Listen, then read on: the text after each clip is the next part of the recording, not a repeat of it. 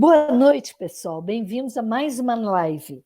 E hoje nós vamos ir para a Floresta Amazônica. Nós vamos conversar daqui a pouquinho com o nativo. Aguarde um minutinho.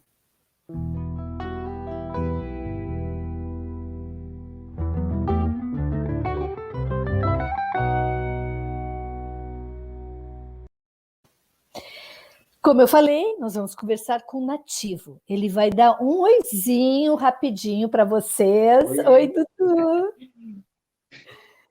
Muito bem-vindo, muito obrigada por aceitar participar da nossa live, Dudu. Eu chamo ele de Dudu, pessoal, mas ele é o Eduardo Gomes, mas para nós é o Dudu nativo, né, Dudu? Eu que agradeço pelo convite. Sim, é um nome que eu acho que Dudu é bem mais simples, né? E é um nome que eu venho usando desde quando eu comecei a trabalhar de guia, então, é assim, e todos me conhecem como Dudu, né? Vamos dar um break um pouquinho, Dudu? Mas vocês que estão online, aguardem, fica aí, assiste um pouquinho. Quem é o Dudu nativo ou o Eduardo Gomes? Yuri, roda o vídeo. Depois de 40 anos viajando, observando, estudando e vivendo na Amazônia, eu convido você a fazer parte de mais uma viagem em busca de novas descobertas, com paisagens exuberantes, lugares e pessoas encantadoras. Afinal, o que sabemos sobre a Amazônia é pouco em relação ao que necessariamente precisamos entender para buscarmos uma interação harmoniosa com a natureza. Existe sim uma conexão entre todas as espécies, e nós não podemos nos excluir dessa conexão. Somos parte dela. Informação científica, conhecimento tradicional, ação e muita aventura e mais uma viagem pela exuberante e desconhecida Amazônia.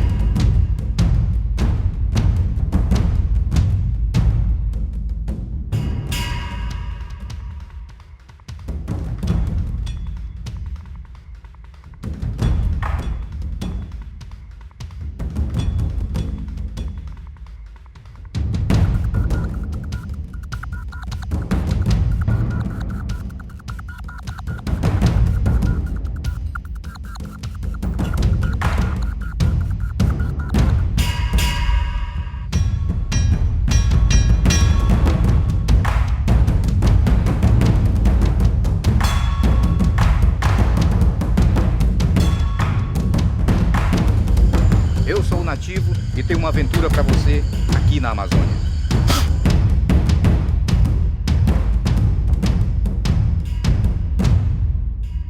Esse vídeo tá demais, Dudu, ficou show. E esse realmente é o Dudu que a gente conhece.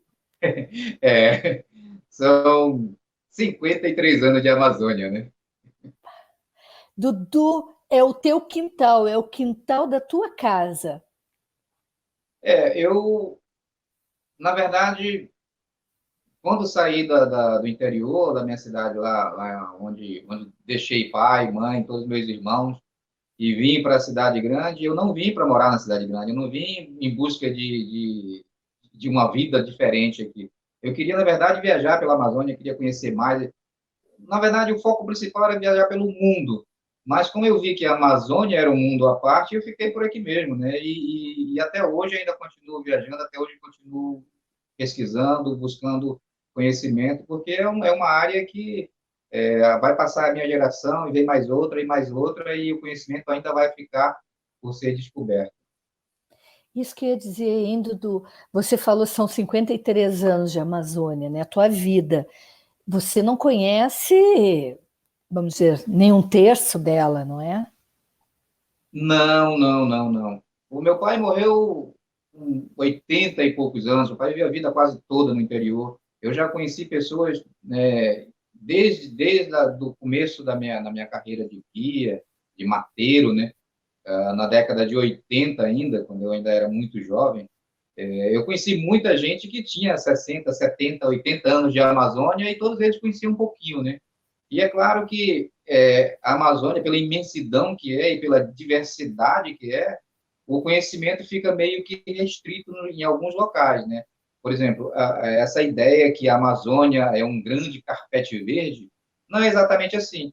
Na verdade, a Amazônia ela é um grande mosaico, né? São muitos ambientes diferentes, são muitos biomas, são muitos é uma diferença muito grande de local para local. Então, você encontra uma pessoa do Rio Negro, ele tem costumes completamente diferentes de pessoas do Rio Amazonas, do Rio Tapajós, do Rio Purus, né? Então, você precisa ir nesses locais para adquirir um conhecimento diferente. Se você vive a vida toda só no Rio Negro, você vai ser um ribeirinho do Rio Negro. Se falar de outra área você não conhece, não sabe como fazer, é porque o conhecimento fica bem restrito nessas áreas. Eu tive a oportunidade de viajar no Rio Negro, no Rio Solimões, no Rio Tapajós, no Madeira e muitos outros, né? Então, por isso eu consegui um pouquinho mais de conhecimento. Mas ainda é mínimo comparado com o que a gente precisa saber mesmo em relação à Amazônia, né? Isso é verdade, né, Dudu? Dudu, mas conta para nós como é que começou a tua história, porque nós mesmos nos conhecemos na produção do Amazon Adventure, que você foi assim uma pessoa muito importante para buscar todos os animais, todas as imagens que a gente tem. Mas antes de você começar com produção de cinema, porque você vai contar aqui para nós que você já foi personagem de vários filmes e até de documentários. Como é que começou a tua história? Eu vim do interior, lá de Manaquiri, para Manaus, e passei a trabalhar, fazer trabalhos assim, os mais horríveis possíveis, né? Assim, trabalho muito forçado, muito pesado, mas na verdade eu queria viajar, eu queria conhecer outros lugares e tal. E aí comecei a entrar em barcos que aqui a gente chama barco de recreio, né? Recreio não é um barco que vai fazer passeio, mas sim barcos de linha. Aqui a gente costuma chamar de recreio. E barco, na verdade, a gente não chama barco, a gente chama motor, né? A gente define um barco com um motor. O motor que faz recreio. Isso é um barco de linha. Então, eu viajei em muitos motores de recreio aí para muitas cidades, no Solimões, no Rio Madeira, e fiz muitas viagens e gostei de viajar, né? Mas aquilo ainda era um negócio muito pequeno, não me dava um lucro legal, não me dava muita expectativa, não. Mas um dia parei em Manaus e fui atrás de outras coisas, né? Foi quando conheci um argentino, que é meu amigo até hoje, né? Isso já faz mais de 30 anos, e o Daniel tinha uma agência e me convidou, disse, olha, se quiser trabalhar lá, eu tenho um trabalho para ti. Mas, na verdade, o trabalho era um trabalho braçal ainda, né? Mas me ofereceu uma chance de aprender um outro idioma e de aprender uma profissão que era guia, né? Isso, para mim, era fantástico, né? E foi o que aconteceu. Lá, em poucos meses de trabalho, eu comecei a acompanhar os outros guias, né? E, e fui pegando a manha de como ser um guia e aprendendo o idioma. Então, ou acho que talvez até menos de um ano eu já era considerado guia. E isso fez toda a diferença na minha vida. Mudou da água para o vinho, porque o trabalho de guia me ofereceu outras oportunidades, né? Inclusive de entrar para a televisão. Foi quando, já em 90 e pouco, eu fui convidado para fazer um trabalho e achava que era um trabalho normal, como todo outro, né? Uma expedição e pronto. Mas chegando lá, tinha uma equipe de TV que foi colocando o microfone em mim, foi me filmando e eu não estava entendendo muito o que estava acontecendo. E, na verdade, eu participei de um reality show, que era um grupo de pescadores na Amazônia, vivendo sabe, e, e compartilhando isso com o público, né? Foi bem interessante, né? Eu gostei, né? Eu gostei, achei bem interessante. Mas eu não tinha nenhuma experiência com televisão. Mas me esforcei um pouquinho mais claro, surgiram outras oportunidades. Depois dessa, surgiram outras oportunidades de trabalhar com fotógrafos, com jornalistas, com produtores de revista, inclusive essa revista que eu apareço aí, a primeira revista que eu saí em destaque nela, com um coletor de peixe ornamental, né? Essa foto é bem interessante, porque eu falei para um camarada, né, para o produtor dessa revista, que eu tinha encontrado um peixe que tinha quase 50% do corpo vermelho. E esse peixe é o chamado caraçu, né, o Astronotus ocellatus, e aí ele disse, ó, cara, esse peixe não existe, porque comum esse peixe tem algumas pintas vermelhas, né? E aí ele disse, ó, se tu mostrar esse peixe com 50% do corpo vermelho, eu te dou uma página da revista, porque isso é simplesmente incrível. E aí eu levei ele lá no Rio Branco, mostrei, e ele cumpriu a promessa dele e me colocou na revista aí, uma revista americana. Que bárbaro, Dudu. Como é que começou essa tua vida de pesquisador? Porque você é biólogo, não, né? Você chegou a fazer a biologia? Não, não fiz biologia. Eu participei de um grupo de pesquisas na Universidade Federal do Amazonas, o chamado Projeto Piaba, era um projeto de pesquisa mais voltado para peixe ornamental lá na cidade de Barcelos, né? Era Manaus e Barcelos. Mas não fiz o curso de biologia, só estudei muito, pesquisei muito, fiz muita pesquisa independente, porque eu sempre gostei do hobby, do aquarismo, né? E isso me motivou a buscar mais informação. E como guia, eu tinha que ter muita informação. E daí passei a estudar bastante, a ler bastante. E, claro, teve muita gente no caminho, na minha jornada, que me influenciou, né? Não vou citar nomes aqui, né? Na verdade, não vou lembrar de todos os nomes, mas assim, alguns são bem marcantes na minha carreira de guia, né? Como o Miguel Rocha foi um que é um mestre do turismo e ele me deu a direção, não me ensinou, mas ele disse, olha, por aqui é o caminho, né? Então, assim, todos os grandes mestres que eu tive, eles disseram, olha, esse caminho aqui é melhor, né?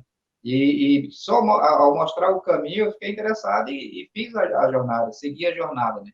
E isso foi bem legal, porque do turismo, eu passei a pesquisa, que foi junto com a Universidade Federal do Amazonas. De lá, eu fui indicado para o INPA, que é o Instituto Nacional de Pesquisa da Amazônia, e participei de alguns trabalhos, não só na área de produção mesmo, em parceria com o INPA, mas em pesquisas. Participei de algumas pesquisas, né, alguns trabalhos publicados pelo INPA, está lá o meu nome. Então, isso é bem gratificante, né, porque, finalmente, né, o trabalho de um mateiro, de um pescador, passou a ser reconhecido, passou a ser valorizado, que é uma coisa que eu sempre achei estranho, né? Quando você vê produtores, pesquisadores, todos eles, desde os primórdios do homem branco aqui na região amazônica, nenhum deles, né, ou aventureiro, ou pesquisador, ou explorador, nenhum deles deu um passo sequer sem a companhia de um nativo, né? E, no entanto, nenhum nativo desses foi citado, né? O nativo simplesmente mantinha o camarada vivo, alimentado, seguro, protegido da chuva, de tudo, né? Remava para ele, fazia tudo, carregava seu equipamento, e esses camaradas nunca foram citados, né? Então, é uma coisa que é uma cobrança que eu sempre fiz, e, claro, muitas vezes eu tive o reconhecimento, que foi através do INPA, foi reconhecido, o meu trabalho meu nome foi citado nas publicações, nas revistas internacionais que eu participei, e aí depois na televisão, com alguns trabalhos para grandes canais de TV, e eles me colocaram lá, né? E não só nos créditos, mas também como personagem. Eles acharam, foi o caso do Jean-Michel Cousteau, né? Isso em 2007. Ele veio para cá e ele queria um personagem que fosse um coletor de peixe ornamental. E aí me chamou para uma conversa lá no Hotel Tropical e aí ele gostou do que eu falei para ele e ele me convidou não só para ser personagem, mas para participar da produção também. E nós viramos amigos e somos amigos até hoje, né? Então, Jean-Michel Cousteau é filho de uma lenda, né? Para vocês que gostam também de mergulho, né?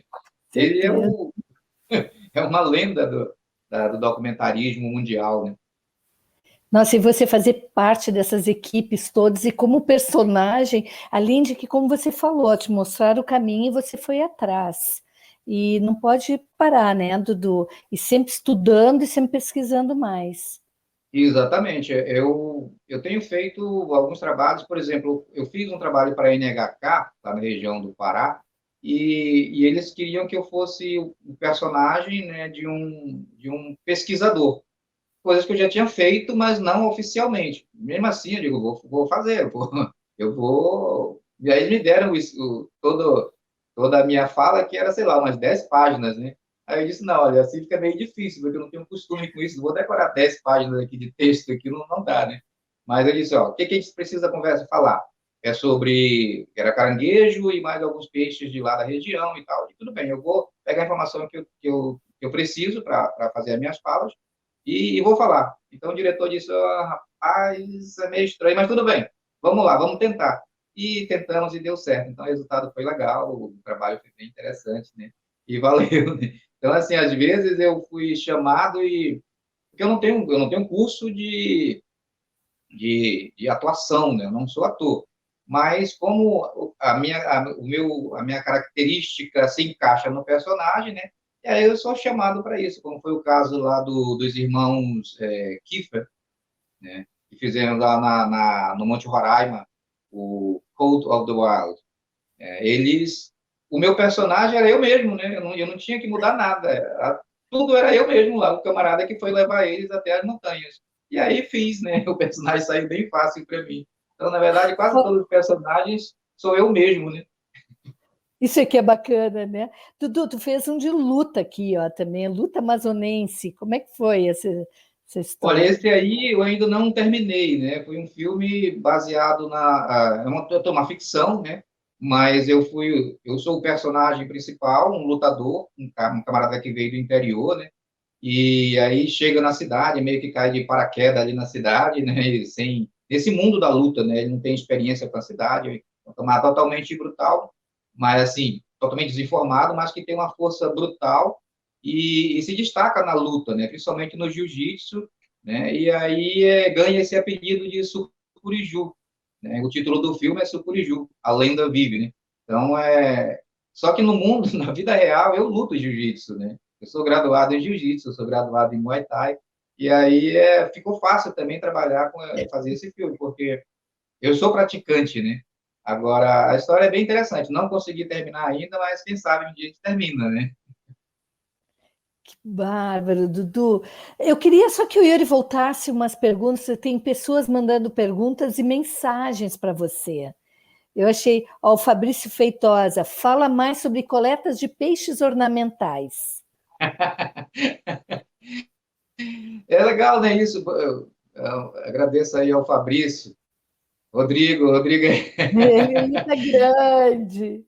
Pois é, como é que é, Dudu? Já que nós vamos falar de peixes ornamentais, a tua imagem atrás, para quem estiver assistindo, não é uma imagem qualquer, é o próprio aquário do Dudu. Os carás que ele coleta são lindos. Eu fico, olha os peixinhos coloridos, nós estávamos falando antes.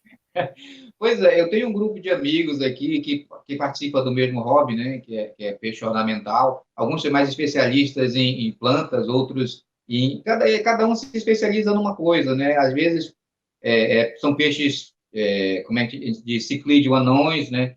Eu gosto de todos, mas eu gosto mais dos anões também, né? Esse daqui é um aquário especial, né? Então, assim, o aquário ele fala muito da própria pessoa, né? O camarada gosta, por exemplo, de muita planta, de peixes grandes, de peixes pequenos, de peixes agressivos, né? Tem gente que cria piranha, né? Então, nesse mundo do aquarismo aqui, Manaus, a região amazônica, é simplesmente o melhor lugar do mundo, né? Eu guiei pessoas de toda parte do mundo, aquaristas de toda parte do mundo. Nada vinham da Alemanha, da Europa em geral, dos Estados Unidos, para vir coletar peixe aqui, para vir acompanhar a coleta, que coletar eles não podem, né? Mas para acompanhar, fotografar, filmar e participar das coletas aqui. Então, isso é um negócio muito interessante, porque aqui nós temos os peixes tropicais mais famosos do mundo, né? Inclusive, aqui no meu aquário eu tenho bem pouquinho, é o cardinal, né? Dá para ver aquela luzinha acesa ali atrás, né? Aqueles peixinhos que parece que tem uma luz acesa. Esse é o cardinal. Esse peixe, durante algum tempo, ele participou de feiras internacionais, de exposições mundo afora, né? Hoje em dia, ele já não concorre, ele participa, mas não concorre, porque toda vez que ele participou, ele ganhou os concursos todos, né? É um peixe simplesmente sensacional e é um peixe do Rio Negro, né? Então, assim, o hobby, durante algum tempo, né, durante alguns anos, foi o quarto produto mais exportado da Amazônia, peixe ornamental. Totalmente legal, totalmente dentro da lei, né?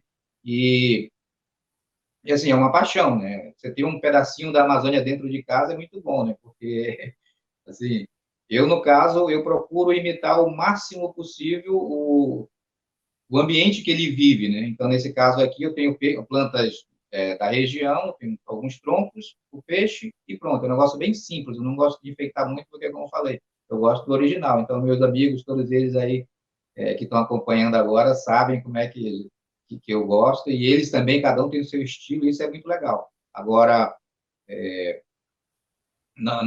no nosso caso aqui do Amazonas, nós somos privilegiados, né? Porque são são muitas espécies de peixe, muita planta, muita coisa, muito ambiente diferente que a gente pode reproduzir no aquário. Então, isso é bem gratificante para a gente, somos bem sortudos nesse ponto. Dudu, eu quero falar mais sobre isso, mas a Daniele Oliveira escreveu: que bom saber que existe esse tipo de profissional aqui na Amazônia, que ela não sabia. E realmente, a coleta, Dudu, eu sou uma apaixonada também por peixes. Você sabe, eu tenho aqui, mas eu tenho cóis e quinhos, né? Diferente. E não afeta, sendo bem assim, uma dúvida minha, não afeta o meio ambiente você coletar, porque tem a época certa da reprodução, e você pôr esses bichos que vivem na natureza, colocar em cativeiro? Olha, existe alguns detalhes assim bem interessantes, né? Por exemplo, durante um tempo que eu fiz pesquisa para a Universidade Federal do Amazonas, nós montamos um trabalho relacionado com reprodução de espécies daqui. Eu já reproduzi muitos ciclídeos daqui da região, então nós montamos a ideia seria coletar as matrizes, né, na natureza e reproduzir em cativeiro. Vender uma parte dessa reprodução e 10% ou 15% devolver para a natureza. Um projeto que não foi para frente, mas é uma ideia muito boa. No caso, eu tenho um aquário, né? Eu coletei 10 peixes e eles estão aí no meu aquário. Eles vão se reproduzir, claro, vão se reproduzir, porque estão num ambiente bem propício a isso. E é uma espécie que ela tem ampla distribuição. É uma espécie que ela está em toda a Amazônia. Inclusive, a Amazônia que eu falo, a Amazônia está no Peru, na Colômbia, na Venezuela, na Bolívia, ou seja, na Amazônia legal, em ampla distribuição. Então, coletar 10 peixes não seria nenhum problema para a natureza, não. Até porque eu coleto e ele ainda vai se reproduzir, daqui a pouco eu estou distribuindo para os amigos, para os colegas de hobby também, e assim é feito, né? Então, a gente coleta um número muito pequeno, porque a maioria das pessoas não entende, não consegue perceber exatamente o tamanho da Amazônia, né? Então, por exemplo, quando você fala já ouvi em alguns documentários, o camarada dizia assim, que a Amazônia tem mais de 1.000 rios e lagos. Eu acho que o mais deve ser muito mais, né? Deve ser muito mais mesmo. Então, é uma dimensão tão grande que as pessoas não conseguem imaginar, né? Imagina só que aqui no Rio Negro tem lugares que tem 10 quilômetros de um lado para o outro. Eu não estou falando da extensão do rio, é de um lado para o outro, né? Tem lagos aqui que tem 5, 6 quilômetros de largura, né? Então, é muito grande. Aí você tirar 10 ou 15 peixes dali, com certeza não vai fazer diferença nenhuma, né? Não faz diferença, né? A Maria Soares aqui está pondo, ó: qual é o roteiro que você considera imperdível na Amazônia? Aquele que o visitante precisa fazer? Essa é a minha pergunta. Grata, Elô Escolaciano. A Elô já foi também aqui entrevistada. Legal. Olha, eu sempre, no meu trabalho de guia, eu sempre procurei fazer o mais original, né? Por exemplo, quando você vai para qualquer lugar do mundo, por exemplo, eu não vou, se um dia eu for para o Japão, eu vou querer comer a comida japonesa, eu vou querer ouvir a música japonesa, eu vou querer fazer parte da cultura deles, pelo menos o tempo que eu ficar lá, né? Então, assim, tem pessoas que vêm para cá e buscam isso, né? Então, a minha responsabilidade como guia sempre foi muito grande. Imagine que as pessoas sonharam, né? Eu tive clientes que sonharam 40 anos em vir na Amazônia, né? O camarada teve que aposentar e depois vir realizar o sonho dele. E aí, olha o tamanho da minha responsabilidade. Ter que ficar 5, 6 dias ou 10 dias com esse camarada aqui e realizar o sonho dele de Amazônia, ou seja, mostrar o máximo possível. E o máximo possível que eu sempre procurei mostrar foi o mais original, né? Do momento, vamos comer peixe, mas vamos pegar o peixe. A gente come o peixe lá na beira do lago, né?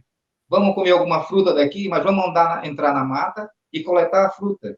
Né? Então, eu sempre busquei fazer o mais original possível, né?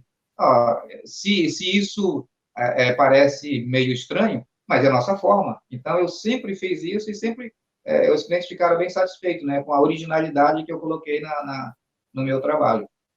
Então, assim, tem Isso aqui muitos é muito lugares bom. aqui, né, tem muitos lugares aqui que são simplesmente espetaculares, né, assim, lugares únicos, né, são lugares únicos. Né? Só para quem é de outras partes do Brasil e não sabe exatamente como é que funciona a coisa aqui, nós temos aqui a cachoeira mais alta do Brasil, né? Acho que é a segunda ou a terceira mais alta do mundo, que é lá na Serra do Aracá. Nós temos a montanha mais alta do Brasil, né? Que é o Pico da Neblina. Então, assim, tem de tudo um pouco, né? Você pode, dentro da Amazônia, você pode estar num lavrado, num cerrado, num pântano, no Igapó, que é a floresta inundada, né? Ou na montanha, ou numa floresta tropical, ou numa savana, lavrado, que é muito similar, né? Então, assim, é uma variedade muito grande. Então, conhecer a Amazônia não é só, como muita gente pensa, é só entrar no mato, né? E ser cerrado por carapanã, né? Que é o mosquito que você chama, né? Então, não é isso só, não é aquele negócio. É o que eu sempre digo, a Amazônia, ela pode ser um paraíso verde ou um inferno verde. Depende de onde você vai e com quem você vai. Isso é verdade, né, Dudu? Só para voltar, lembra o Francisco Xavier, o biólogo, nosso grande amigo, ele vai ser chamado aqui, ele disse, ó, grande abraço, parceiro, a Amazônia precisa de especialistas como você, e como ele, né? Legal. Esse é um grande problema que nós temos aqui, nós temos pouco estudo em relação à Amazônia, né? Eu acho que ainda não sabemos 10%, não tem pesquisa, né, concluída, pesquisa em todas as áreas, que cubra mais que 10% da Amazônia. Então, o pouco que sabemos do mar, né, é o mesmo pouco que nós sabemos da Amazônia. A Amazônia continua um oceano inexplorado ainda, né? E a gente precisa de mais pessoas que se disponham mesmo a conhecer, né? Porque senão, o que tem acontecido, né? Na verdade, já está acontecendo isso há muito tempo. Muitas espécies estão desaparecendo sem mesmo ter sido vista pelo homem, sem mesmo ter sido catalogada pela ciência, né? Então, assim, um negócio bem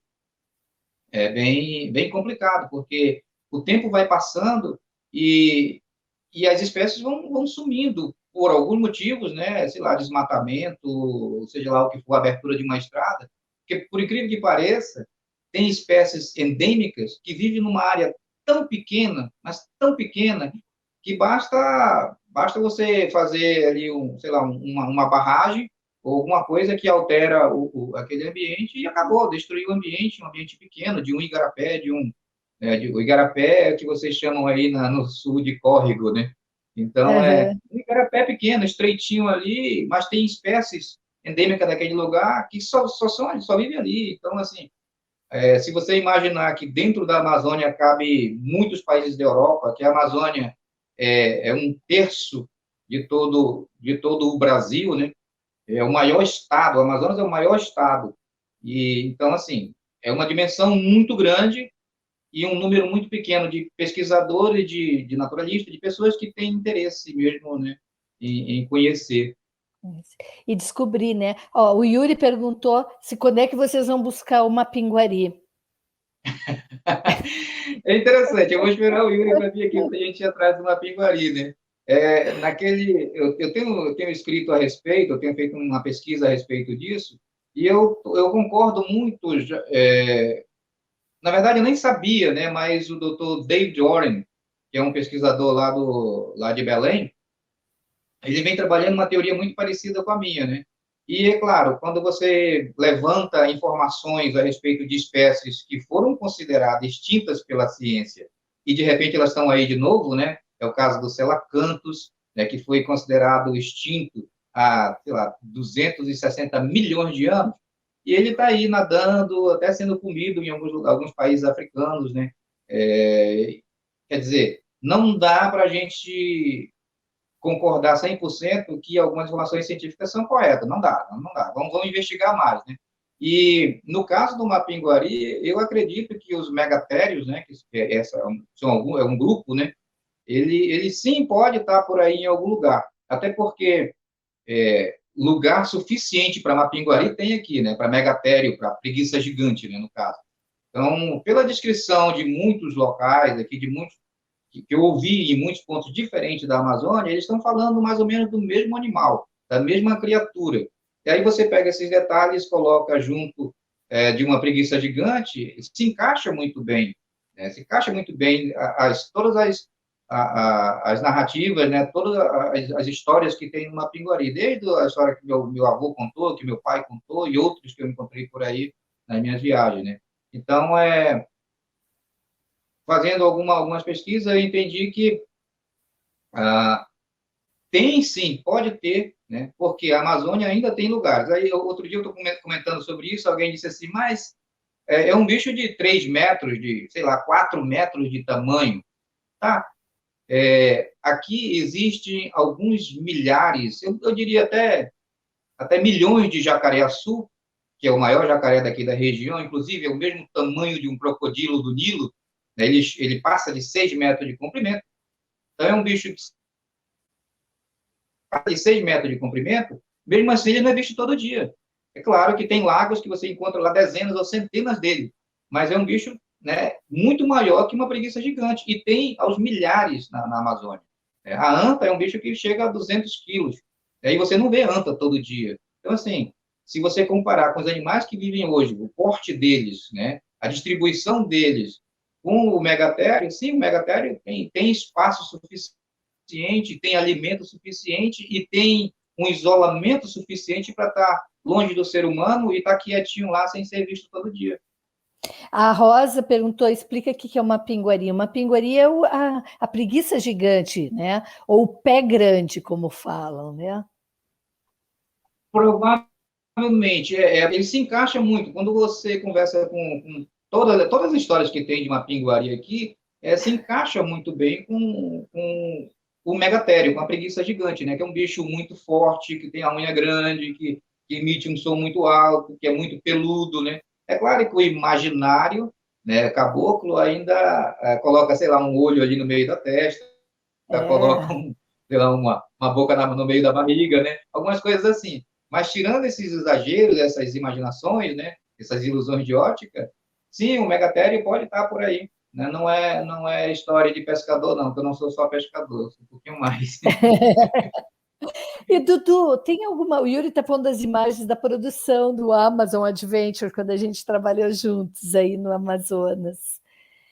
Dudu, qual a espécie mais exótica que você encontrou? Só vou te interromper. Olha um bicho-folha. Você não sei se você viu no meu Facebook. Eu postei essa semana, eu encontrei um bicho-folha aqui na nossa janela e semana passada a aranha-flor. Acho que o Dudu travou. Pois é, eu já vi muitos bichos interessantes, assim, tem uma lista muito grande, né? Eu acredito que é difícil eleger um, né? Mas por exemplo, eu tinha aqui no meu laguinho o peixe-folha. O peixe-folha, ele é tão parecido com uma folha, e ele não é só o formato de uma folha. Inclusive, aquele cabinho da folha, assim, sabe? O talo da folha, ele tem na boca dele. E até a forma de ele nadar é como se fosse uma folha solta na água, bolando na água. Assim, é impressionante esse peixe, porque você olha, ele é um peixe-folha, é uma folha, exatamente uma folha. Você pode até pegar ele, que ele não se debate, né? Ele fica ali quietinho, para enganar mesmo. Agora, é um predador. Ele vai bolando por ali, quando passa perto de um peixe pequeno, de um camarão, ele estoura e pega, né? Então, assim, claro, tem uma lista muito grande de espécies, assim, fantástica, né? Fantástica mesmo, que que é de impressionar, né? A variedade, né? A diversidade de animais aqui é impressionante, né? Tanto a fauna quanto a ictiofauna, né? Nós temos aqui mais de 3.000 espécies de peixes. Então, isso aí é interessante, porque às vezes a pessoa diz, eu digo que como peixe quase todo dia, né? E aí, mas não enjoa de comer peixe todo dia, né? Eu digo não, porque você não repete o mesmo peixe, né? Você pode, em 3.000 espécies, você pode comer peixe durante o ano todo, um peixe diferente todo dia, né? Imagina, é verdade, ainda mais pescado na hora, né? Você pesca com Ah, arco e flecha ainda, né, Dudu? ainda pesco, ainda pesco. Eu gosto, porque assim, é uma arte milenar que eu ainda sou um dos herdeiros, né? Tem muitos outros que praticam também, na minha família mesmo. Tenho muitos primos que moram lá pelo interior e praticam, tios e outros amigos. Tem muita gente que pratica ainda, né? Porque é propício, né? É interessante, por exemplo, você vai no Rio Negro, tem uma a maior concentração de indígenas fica no Rio Negro, né? Mas o Rio Negro ele não propicia uma pesca com arco e flecha. Então, por isso, os nativos de lá não usam tanto o arco e a flecha para pesca. Já no Solimões, tem um número menor de indígenas, mas tem um número maior de praticantes de arco e flecha, porque o ambiente é propício, tem muito mais capim, tem muito mais vegetação na água, que serve de alimento para os peixes, aí o peixe tem que vir para a superfície, né? E aí fica fácil flechar. A gente não tem água, a gente não flecha na água cristalina, tá? A gente flecha na água turva mesmo, mas tem ali a planta que ele come, a fruta que ele come, e isso facilita a nossa pesca, né? Mas isso acontece muito mais no Rio Solimões, no Rio Amazonas e nos afluentes, e bem pouco no Rio Negro, porque é totalmente diferente os sistemas, né, os rios, né? Ah, então é por isso. O peixe tem que vir à superfície para respirar. Eu não sabia. Dudu, tem alguns comentários, algumas aqui. Alguém colocou, alguém botou. Nunca tinha ouvido falar desse peixe-folha. Ó, o nosso filme Amazon Adventure, é que a gente não exibiu ainda aqui no Brasil, ele mostra um peixe-folha. Eu acho que você que descobriu, né? Foi durante as filmagens lá. Pois é, né? Aquele eu coletei ainda, acho que foi lá no Rio Preto da Eva, né? Eu coletei aquele peixe-folha para aquela gravação, né? Nós gravamos lá no CIGS. Então, assim, Sim. esse filme foi fantástico, né? É um marco, né? Na verdade, ele foi o primeiro filme IMAX gravado aqui na região amazônica, né? É. E é um filme que já ganhou muitos prêmios internacionais, e claro, eu sinto muito orgulho de ter participado, né? E agora aqui de público, eu agradeço vocês pelo convite para participar desse filme, que foi, assim, marcante na minha carreira mesmo. Não, vocês, que nem o Chico, o Francisco Xavier, você, entre tantos outros, foram pessoas fundamentais para esse filme. Eu estou vendo essa imagem desse sapo. Esse é aquela espécie que só existe no Amazonas, que o pessoal tira para fazer a vacina? Não, não. Ah, Esse daqui é não. um sapo mais. Na verdade, isso aí é um sapo mesmo, né? Ele não é uma rã. O que a Uhum. gente tira o veneno é uma rã. É uma perereca, aquele que fica pulando nos Ah, galhos aí. Esse aí é mais de chão mesmo, né?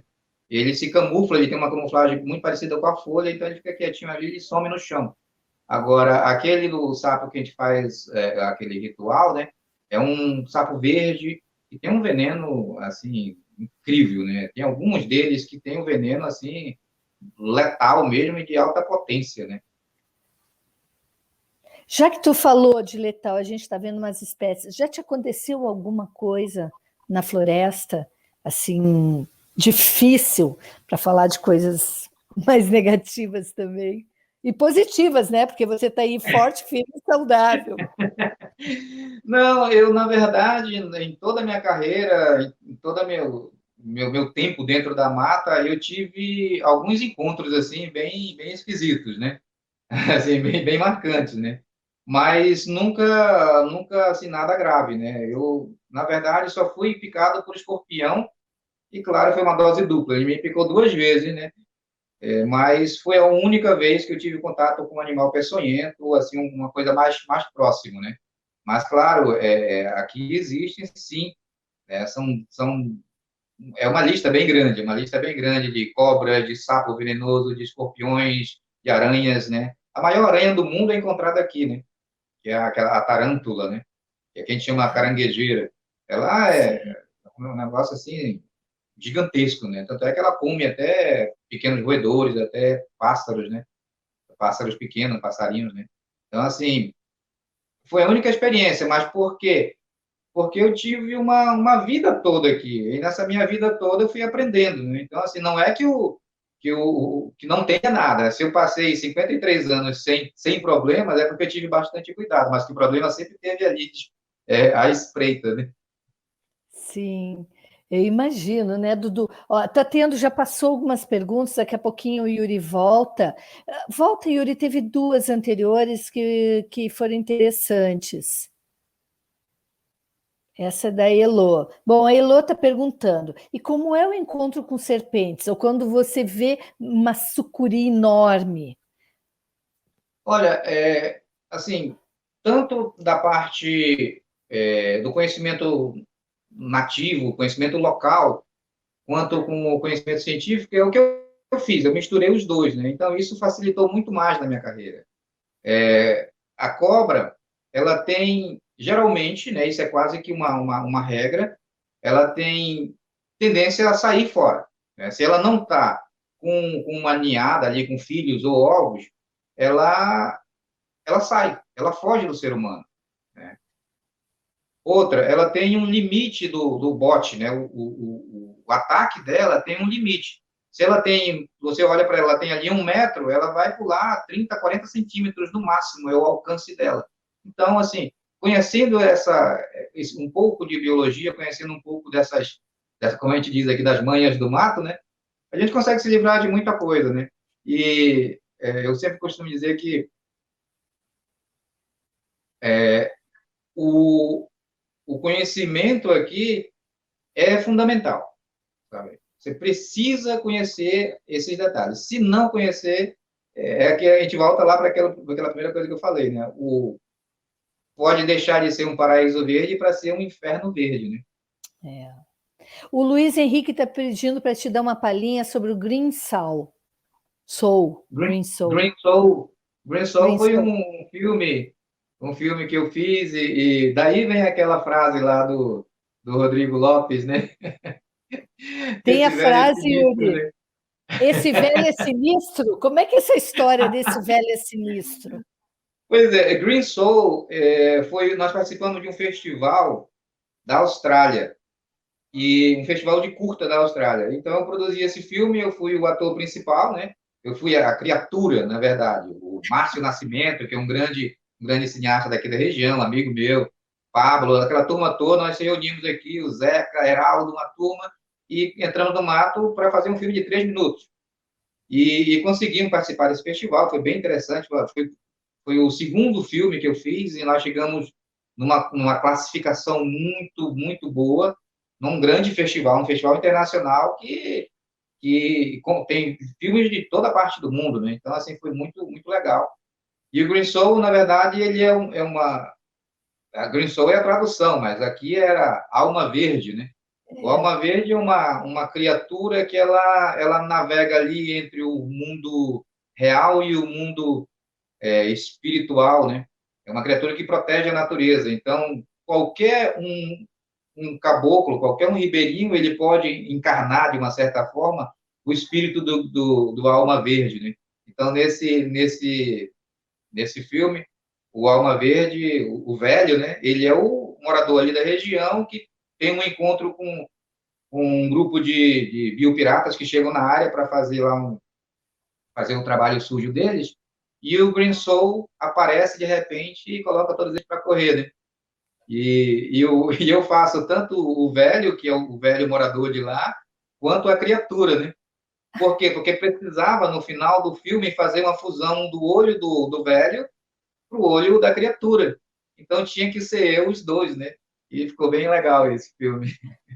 Já que você falou de biopirataria, você já encontrou nessas suas andanças pela floresta pessoas fazendo biopirataria?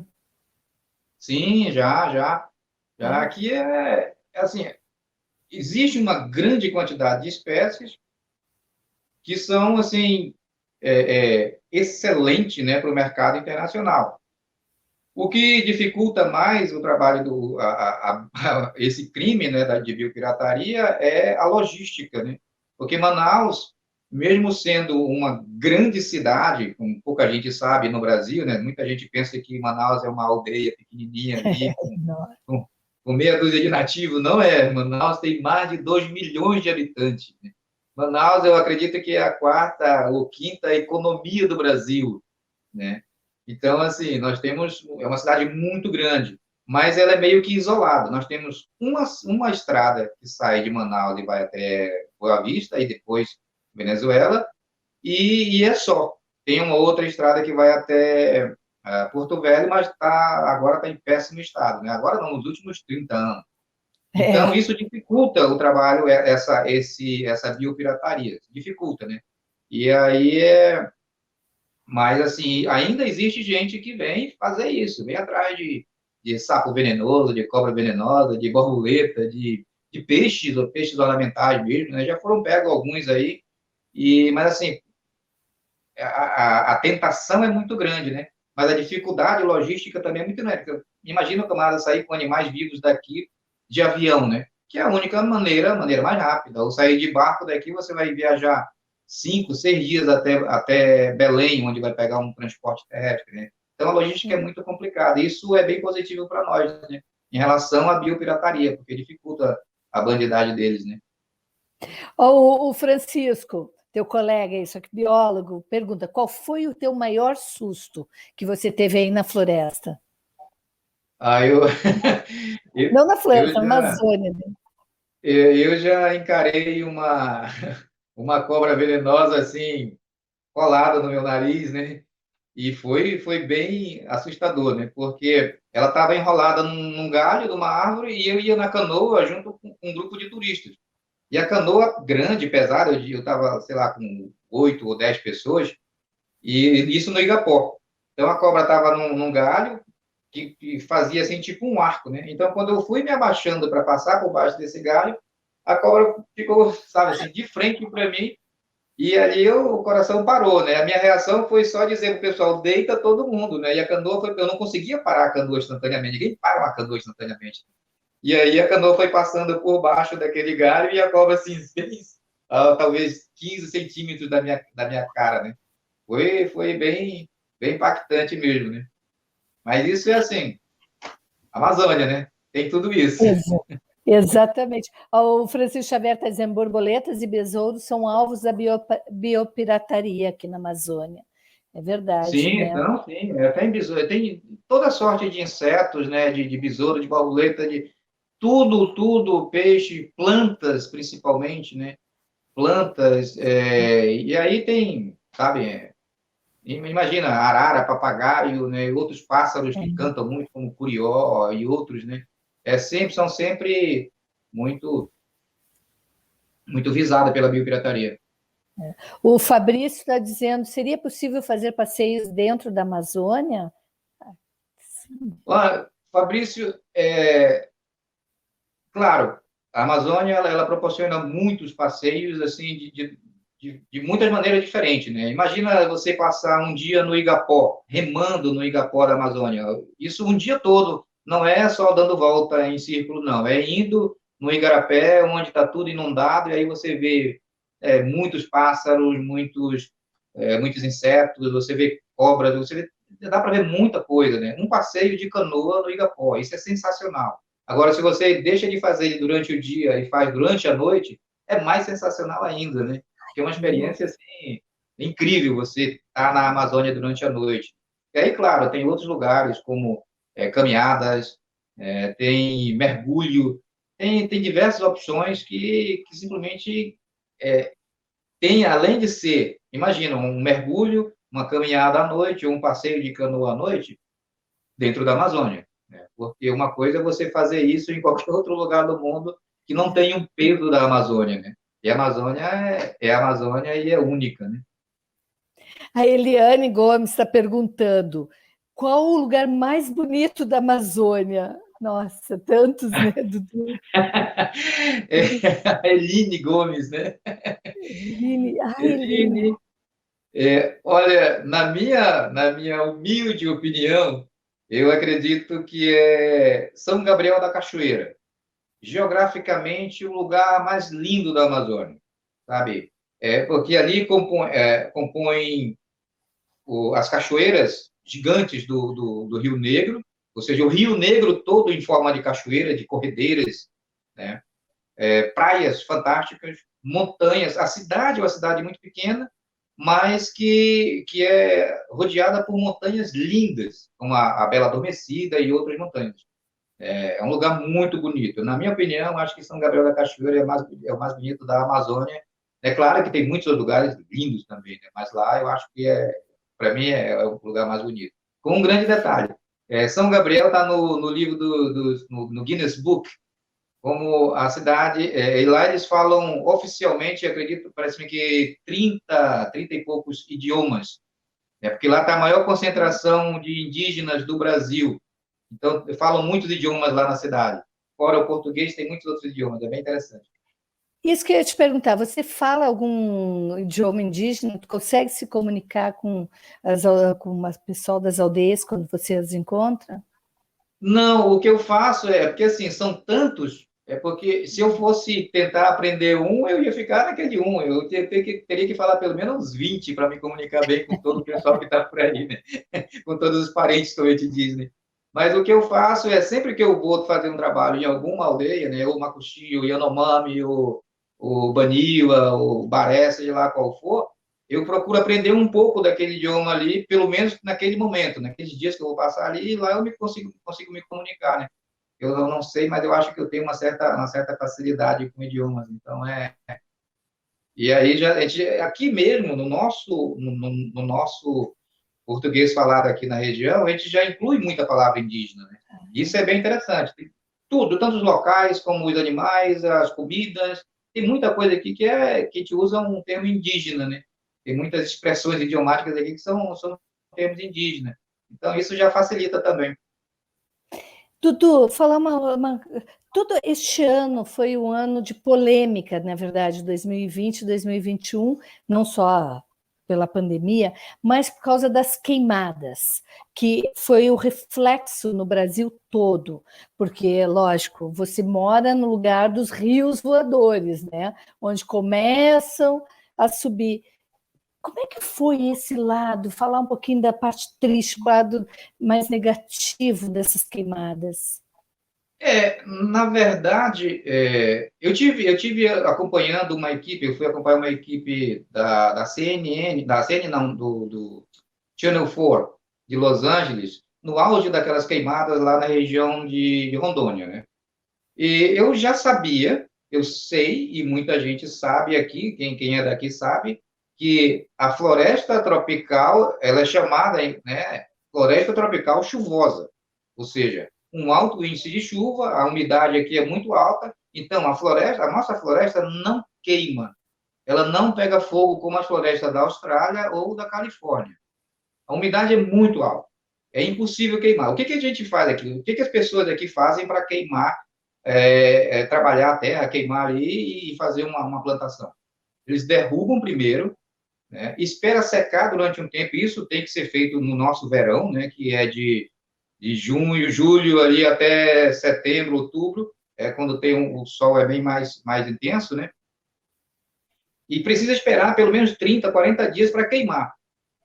Nesses vídeos aí, eu gravei lá na região de Rondônia, né, ali entre o Parque Nacional do Jacundá e fora do parque, como você vê aí, ó, todas essas imagens que tem queimada, não tem árvore gigante lá, já era roçado das pessoas de lá, já era uma área de queimada mesmo, né? Mas lá no fundo você vê a floresta tropical intacta.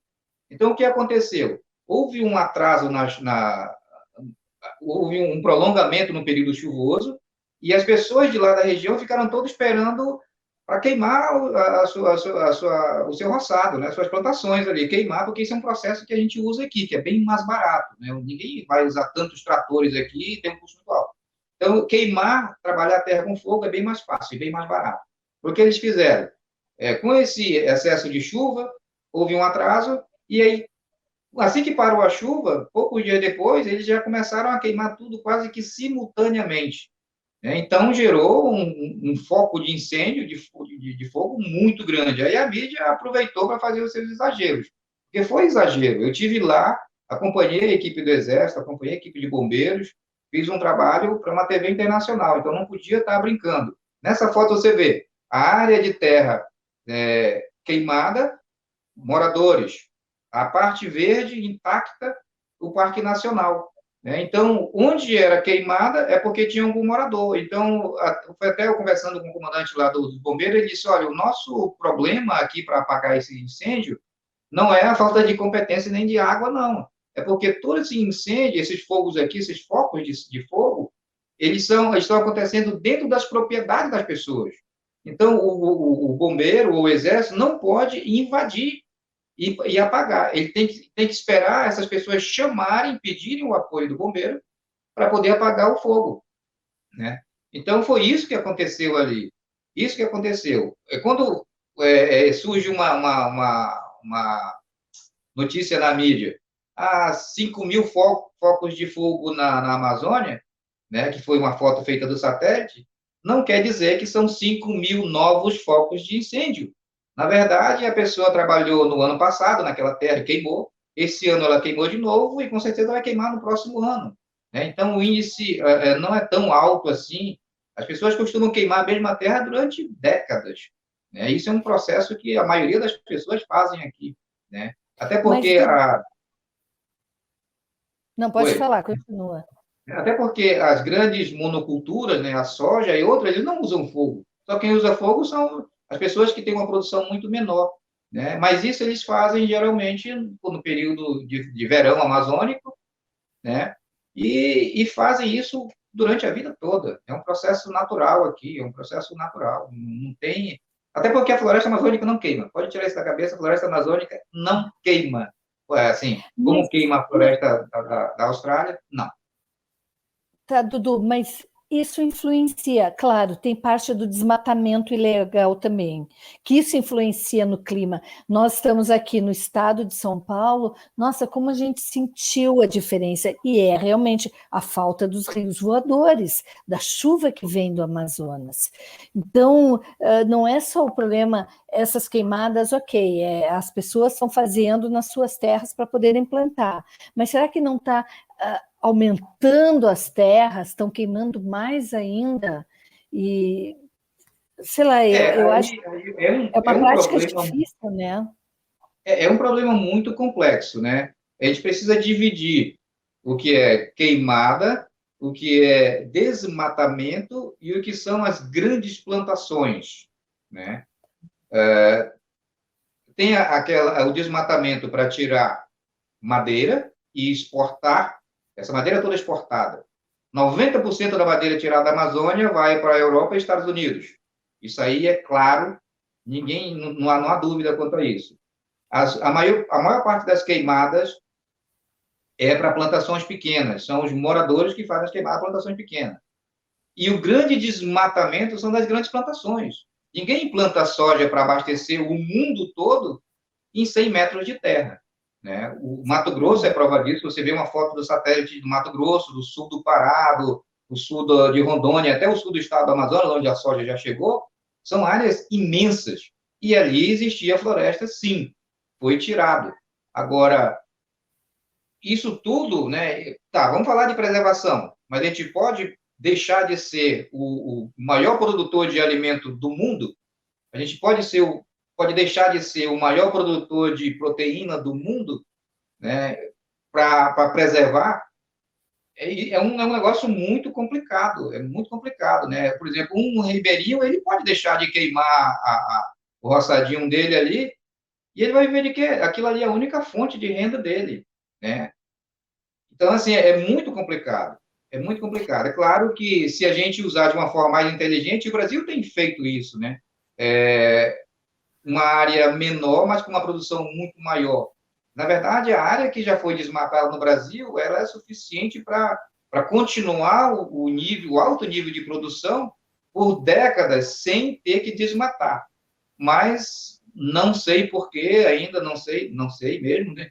Porque ainda continuam avançando dentro da Amazônia. Ora, se a gente usa uma área que a gente só precisa do espaço, a gente precisa do espaço. A terra, o solo é pobre. Depois que você tira a camada de floresta, o solo é pobre, então você tem que trabalhar toda aquela terra. Por que não faz numa área onde tem o espaço e não tem mais floresta?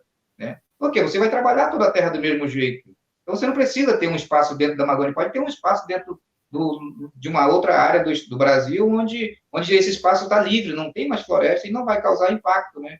Por exemplo, a gente sabe que toda a chuva do sul e sudeste, ela é produzida aqui e levada até o sul e sudeste, né? Isso vai influenciar muito, tem influenciado muito lá, né?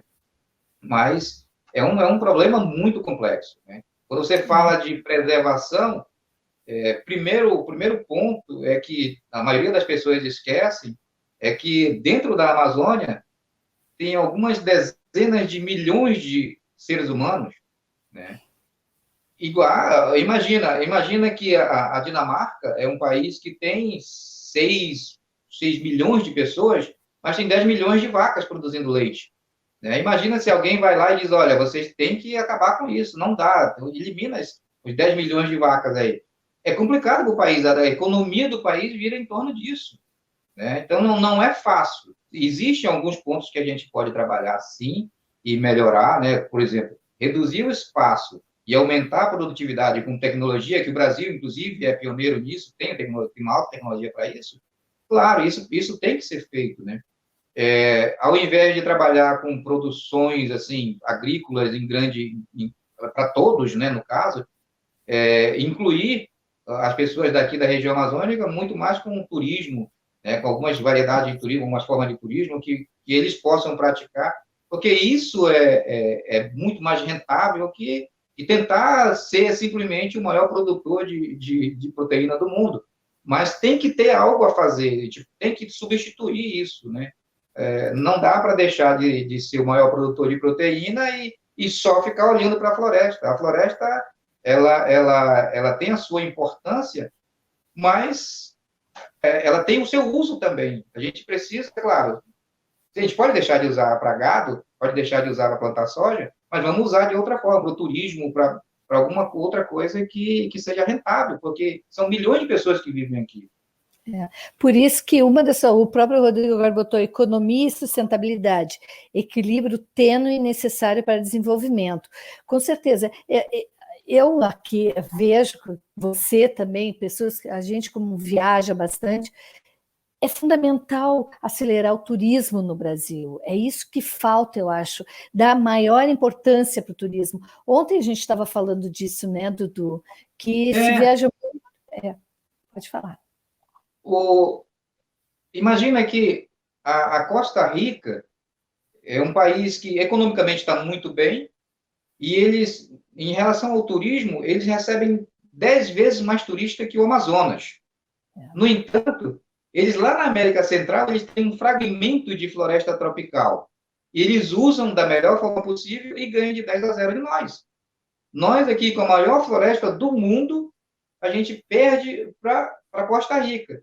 Né? Aí, sabe, não dá para entender. É claro, é falta de gestão, é falta de investimento, é falta de treinamento, é falta de interesse, mesmo é falta de tanta coisa para a gente alavancar o turismo aqui.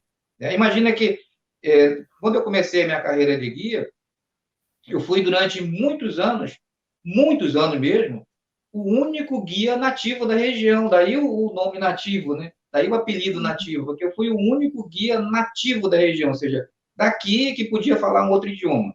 Tinham muitos guias que eram de Manaus, né, ou até de outra cidade do interior, mas assim, eram urbanos. Era gente que era, e na verdade eles não eram guias de selva, eles eram intérpretes. Né? E eu fui durante muito tempo, hoje até já tem mais alguns, mas eu fui o único guia mateiro que falava um outro idioma, né, que fala um outro idioma. Então, isso é triste, eu não me orgulho disso, porque deveriam existir dezenas de guias nativos, deveriam existir escolas nas cidades do interior, ou até aqui em Manaus, onde treinassem pessoas com conhecimento tradicional a ser um guia de turismo.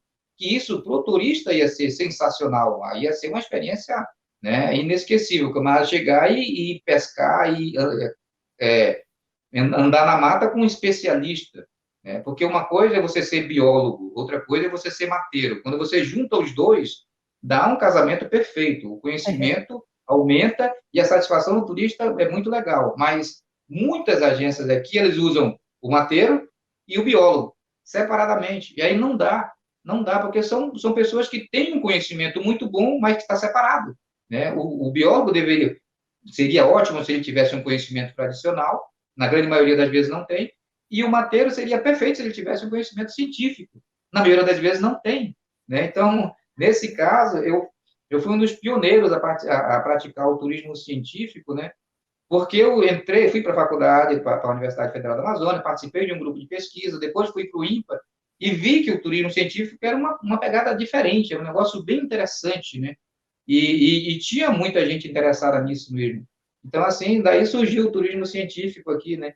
E hoje em dia ainda é praticado de uma maneira muito, muito discreta, né? Mas sempre as pessoas aqui dizem, olha, os meus guias são biólogos. Tá, e daí? Um biólogo, por exemplo, o camarada que é especialista em peixe, ele tem muito assunto para falar na Amazônia, mas o turista não vem aqui para falar só de peixe. Um camarada, um biólogo, um ornitólogo, ele tem muito assunto para falar dos pássaros aqui da Amazônia, mas o turista não vem só para ver pássaros, né? Então, aí teria que trabalhar grupos específicos só para isso. Então, assim, é um leque muito grande que precisa ser aproveitado. E não está sendo. O turismo aqui eu digo, muito feijão com arroz, né? Assim, só aquele pouquinho No ali. Brasil todo, né, Dudu? De uma forma muito discreta. O Marcelo Mig, que é até um amigo nosso, ele pergunta assim para você: qual a sua visão sobre a liberação do uso de mercúrio no garimpo e suas consequências nos habitantes e na fauna? Olha, o garimpo ele deveria ter alguma regulamentação, né? Porque é uma fonte de renda para a região, né? Para o Brasil no geral. Mas, claro, que deveria ter um controle muito grande. Com relação ao mercúrio, uma informação bem interessante. Os rios da Amazônia têm 5 vezes mais mercúrio naturalmente a mais que qualquer outro rio do mundo. Ou seja, naturalmente tem 5 vezes a mais mercúrio, tá? Então, muitos peixes eles já estão contaminados com mercúrio naturalmente. Né? E isso, imagina com um acréscimo ainda do mercúrio que vem do garimpo, né? E quando você não regulamenta, não tem um controle, a ilegalidade é muito difícil você controlar. É muito difícil. Então, existe, sim, garimpos aí, e isso é um risco. Um risco, é fato isso, não dá para esconder. Mas, claro, existe um combate, mas é mínimo, é quase que insignificante o combate por diversos motivos, né? Por exemplo, você vai no estado de Roraima, o combate ao garimpo é quase que zero, e lá tem a maior concentração de garimpo do Brasil. Mas por quê? Porque tem gente influente, tem gente que estão poderosos no meio, e aí não permite nenhuma investigação, não permite nenhuma mudança de lei, não permite nada, né? Tem os interesses, aí, né? Isso, né? Agora, o mais assim que me deixa mais preocupado é que os rios de Roraima, a maioria deles desaguam no Rio Negro, né? Então, a contaminação de mercúrio ela chega até o Rio Negro, né? Os garimpos lá de Rondônia, eles desaguam no Rio Madeira, e o Madeira deságua no Solimões, que vai para o mar também, no Rio Amazonas. Então, todos eles são conectados. Não dá para você dizer, olha, o problema é lá em Roraima. Não, o problema é lá em Roraima, mas ele chega até aqui. Né? Tudo que acontece em toda a extremidade da Amazônia, ali na fronteira com Colômbia, com Venezuela, com Bolívia, inclusive o que acontece dentro da Colômbia, dentro da Venezuela, chega até aqui a nós. Né? Imagina que lá em Tabatinga, na fronteira com Peru e Colômbia, ali Tabatinga e Letícia, né, que são cidades ali coladas, ali toda a poluição que vem de Iquitos, que vem de Letícia, que vem das outras cidades colombianas, toda ela chega até nós, toda ela desce, né, por toda a extensão do Rio Amazonas. Está lá dentro. O que a gente pode fazer aqui? Nada. Eles estão poluindo lá dentro, mas está afetando nós aqui. Então, o problema é muito grande. É muito grande, né? Então, assim, quando você diz assim, mas na Suíça tudo funciona, né? Na Costa Rica, mas não dá para comparar o tamanho das coisas, né? Aqui, imagina, Exatamente. só para atravessar o estado do Amazonas, você precisa de 2 horas de jato, né? Voando de jato para atravessar o estado do Amazonas, só isso. Imagina, 2 horas no mínimo, né? Quase. A Elina perguntou, como é que era a pergunta da Elina, Yuri, pode voltar? Acho que era como tratar, qual o truque para se proteger do mercúrio aqui na Amazônia? Conhece algum truque? Olha, um dos truques que eu uso os peixes se contaminam, ficam com mercúrio no corpo deles, tá? Agora, os peixes, todas as espécies daqui da Amazônia, elas vivem em 3 níveis, tá? Topo da água, meia água e fundo. Os peixes de fundo, que são chamados peixes betônicos, eles são os que guardam a maior concentração, que têm a maior concentração de mercúrio. Eu evito comer esses peixes. Aí eu vou citar alguns nomes aqui, por exemplo, o que aqui a gente chama de surubim, que aí para o sul vocês chamam, aí para o Mato Grosso chamam caxara, né? É o mesmo. São peixes de fundo que, além de ele já viver no fundo, no lugar mais contaminado, ele ainda come os outros. E aí ele tem uma concentração muito maior de mercúrio. Eu evito esses peixes, né? Eu evito. É uma das formas, né? E aí, claro, você pode, por exemplo, comer a castanha, né? A castanha do Brasil, in natura, ela tem uma grande concentração de selênio. E esse selênio, ele combate o mercúrio que você ingere nos peixes. Boa dica, ó. Estão vendo aí, quem for ser... Dudu, nós já estamos mais de 1 hora. Tem algum projeto, sem ser os projetos aqui com a gente? A gente sempre tem, né, Dudu? Pois eu agora, depois de meio século de vida, né, meio século de Amazônia, eu me dediquei estou dedicando mais tempo a escrever. Não sei se vai chegar a um livro, mas, na verdade, eu estou escrevendo sobre diversos assuntos. Eu estou escrevendo tanto a minha experiência de vida mesmo, como estou fazendo algumas ficções, né? São textos para, quem sabe, no futuro mais próximo, aí virar documentários, virar filmes, séries de TV e outras coisas, né? Mas, assim, estou aproveitando o máximo que posso para escrever também, principalmente nesse período agora de pandemia, né, que a gente ficou mais tempo em casa, né? E aí eu estou me dedicando a isso. São projetos que no futuro aí vão aparecer, vão surgir, e o pessoal vão conhecer. O Rodrigo está dizendo, acho que já é tempo de você escrever algumas dicas de sobrevivência na Amazônia. Sabe que é uma ideia boa fazer um guia para mateiros usarmos como turismo? Aí, ó, a Rosa colocou, bem que poderias abrir uma escola de guia para mateiro. Hoje começa com uma cartilha. Pois é. Isso é um dos projetos que um amigo meu aqui tem me aperreado todo dia, e toda vez ele sacaneia comigo, vamos fazer. Agora, eu estou pensando ainda, né? Eu estou para decidir isso até daqui mais uns meses, porque ainda essa pandemia está mexendo com toda a movimentação da cidade e tal, com todo o Brasil, na verdade, com o mundo todo, né? Mas eu pretendo ainda... Teve Covid. Oi? Não, desculpa, eu te interrompi, porque toda a tua família, você, tua filha, teu genro, tua esposa, todo mundo pegou Covid, né? Graças a Deus ficou tudo bem, né? Pego todos aqui, mas passamos assim bem tranquilo, né? Não foi fácil assim, mas foi mais ou menos fácil comparado com outros que, infelizmente, né? Inclusive da minha família, né? Muitas pessoas faleceram e muitos amigos, e perdemos muita gente aqui, né? Foi bem trágico mesmo, né? Mas aqui em casa, graças a Deus, foi tudo bem, né? E, assim, eu ainda, um dos sonhos, né, seria montar uma escola, assim, de guias, né? Mas com essa base que seria fundamental, pegar pessoas que vivem, que têm uma experiência de vida na Amazônia e aplicar um conhecimento científico e técnica de turismo. Seriam os guias mais especiais do Brasil, né? Quem sabe a gente chega lá. Então, acho que não vai demorar Ó, muito. a Rosa escreveu, né? Com todo esse teu conhecimento, seria um grande, escreveria um excelente guia. E é verdade, Dudu, a ideia é fantástica, porque fazer um guia amplo, por exemplo, tem pessoas, a minha cunhada, a própria irmã do Yuri, ela faz muita trilha, né? Quando ela tem oportunidade, vai. Então, um guia básico que o que serve aí de dicas de ver animais peçonhentos, como reagir, porque as pessoas não sabem como reagir.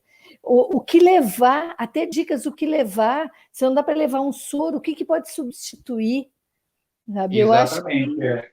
isso é bem legal. Eu como guia, eu sempre prezei mais pela prevenção, né? A prevenção é fundamental. Aí, claro, no último caso, acontece um acidente, sim, principalmente com pessoas que não têm experiência, né? Se você vê o número de pessoas que foram picadas por animais peçonhentos aqui na Amazônia, é muito pequeno, né? Pessoas que vivem lá no interior. Já pessoas que saem da cidade e vão para o interior, geralmente acontece alguma coisa, né?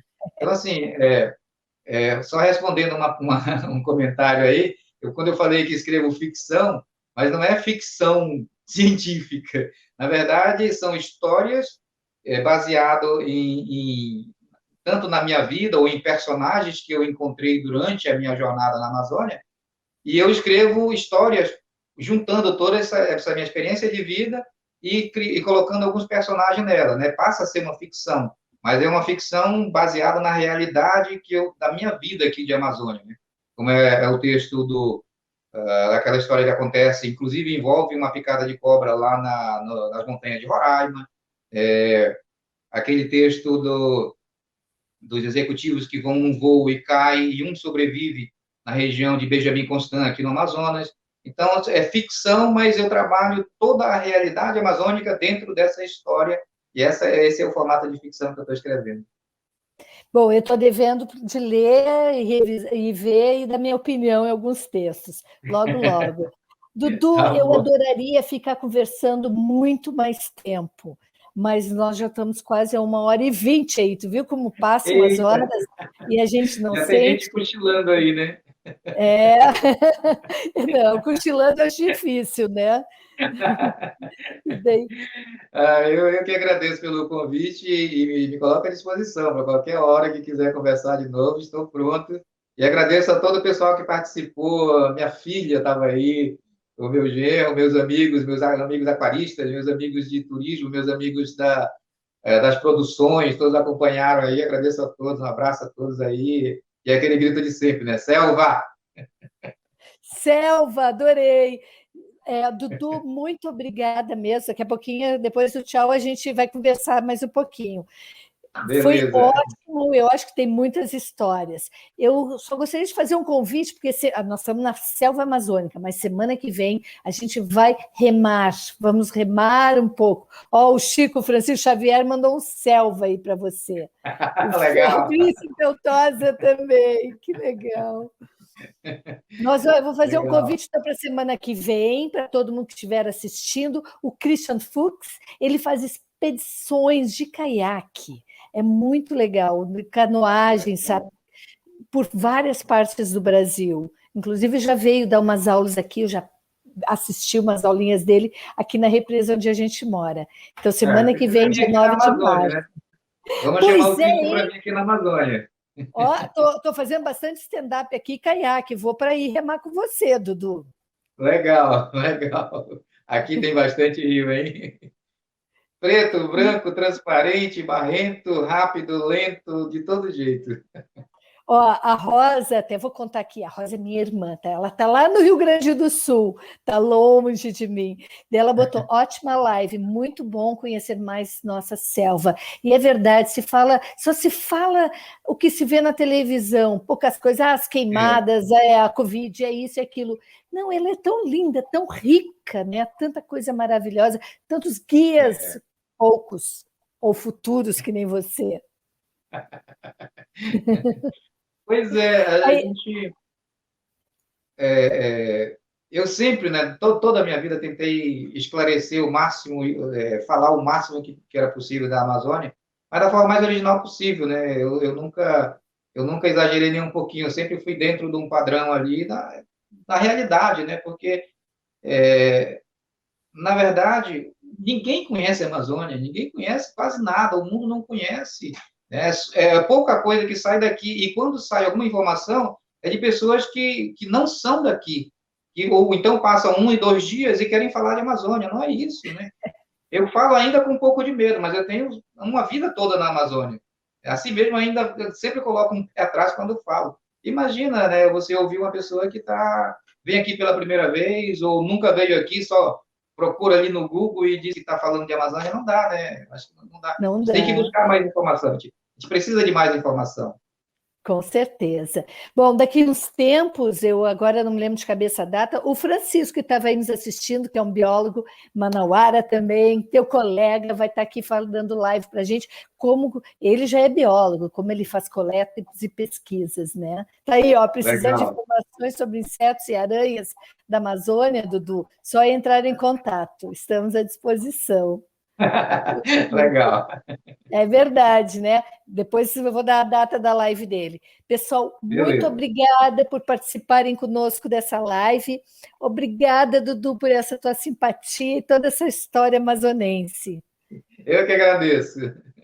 Uma boa noite a todos e até terça-feira que vem. Boa noite. Tchau, pessoal. Celsa! Selva.